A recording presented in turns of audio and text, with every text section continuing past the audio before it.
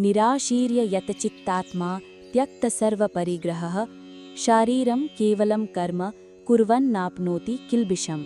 अर्थात जो आशा रहित है, जिसने अपने मन और बुद्धि को पूरी तरह से वश में कर लिया है, जिसने सब प्रकार के संग्रह यानी स्वामित्व की भावना का त्याग कर दिया है, ऐसा व्यक्ति केवल शरीर निर्वाह के लिए कर्म करता हुआ भी पाप को प्राप्त नहीं होता। ये श्लोक एक मुक्त आत्मा की न्यूनतम आवश्यकताओं और कर्म बंधन से उसकी प्रतिरक्षा का वर्णन करता है। पहला, उनकी आंतरिक स्थिति निराशी है, अर्थात उसे अपने कर्मों के फल से कोई आशा या अपेक्षा नहीं है।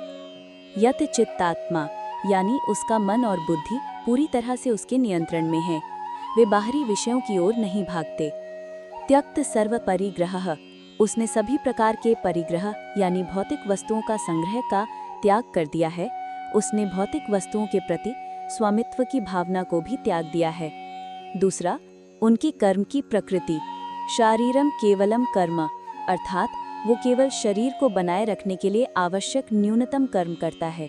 इसका अर्थ है कि वो इंद्रिय सुख के लिए या अनावश्यक वस्तुओं का संग्रह करने के लिए कर्म नहीं करता। उसकी क्रियाएं केवल जीवन की मूलभूत आवश्यकताओं जैसे खाना, सोना आदि को पूरा करने तक ही सीमित होती हैं, ताकि वो अपने शरीर को आध्यात्मिक साधना के लिए स्वस्थ रख सके।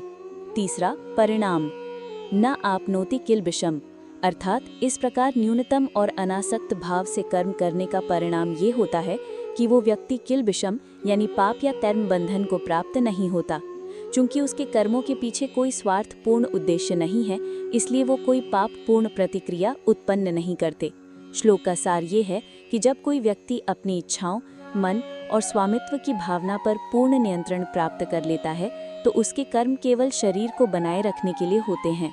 ऐसे कर्म उसे किसी भी प्रकार के पाप या बंधन में नहीं डालते, क्योंकि वे पूरी तरह से निस्वार्थ होते हैं।